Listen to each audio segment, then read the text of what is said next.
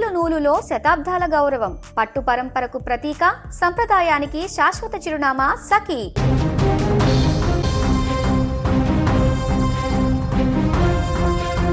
నిన్నటి వరకు ఆ ఇంట్లో నవ్వులు పూసాయి. ఏడాదిన్నర క్రితమే మొదలైన ఆ కొత్త జీవితం ఎన్నో కలలను కంటోంది.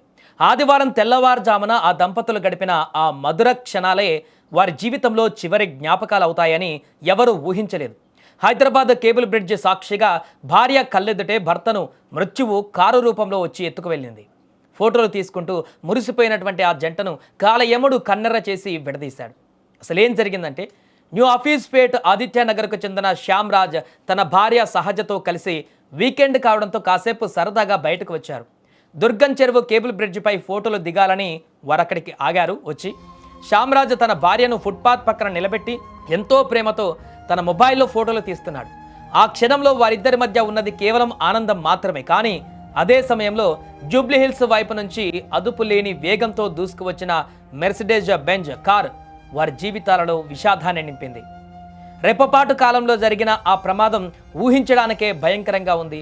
అతి వేగంతో వచ్చిన ఆ లగ్జరీ కారు నేరుగా వచ్చి శ్యామ్ రాజును బలంగా ఢీకొట్టింది.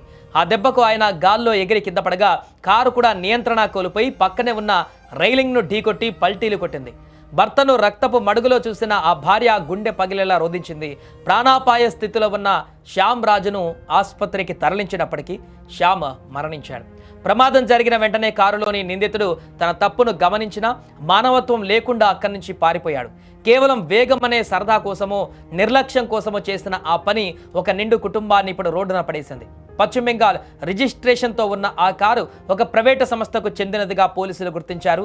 సీసీటీవీ దృశ్యాల ఆధారంగా నిందితుడిని పట్టుకునేందుకు ప్రయత్నాలు జరుగుతున్నాయి. ఏదేమైనా ఈ ఘటన ప్రస్తుతం వారి కుటుంబంలో తీరని విషాదాన్ని నింపింది. సరదాగా ఒక ఫోటో కోసం సాయంత్రం వేళ భార్యాభర్తలు కలిసి అక్కడ ఒక క్షణం ఆగి ఆ యొక్క సాయంకాలం వేళ ఆ తీపి జ్ఞాపకాలను గుర్తు చేసుకుంటూ ఆ యొక్క గుర్తుగా ఒక ఫోటో దిగడానికి చేసినటువంటి ప్రయత్నమే వారి ప్రాణాలని తీసేటువంటి పరిస్థితికి తీసుకొచ్చింది. భర్త మృతి చెందడంతో ఇప్పుడు ఆ భార్య ఎటు తోచక ఆ ఒంటరిగా మారిపోయి బిక్కుబిక్కు ఏడుస్తున్నటువంటి దృశ్యాలు అక్కడ ఆసుపత్రిలో తీవ్ర విషాదంగా మారాయి.